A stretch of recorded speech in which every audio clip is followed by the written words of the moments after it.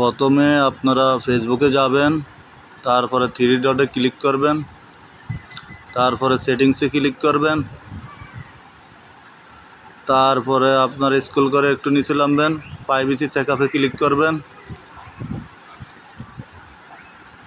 তারপরে আপনারা এখানে দেখবেন 5টি সেটিংস আছে, আপনারা একটি একটি করে সেটিংসটি ফিল আপ করবেন।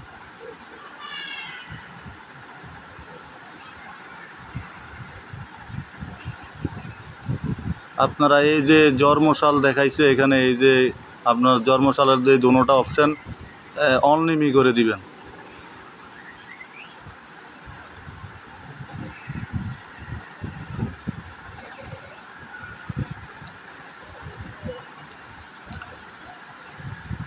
তারপরে আপনারা এরকমভাবে সবগুলো অপশানগুলো ওকে করে দিবেন।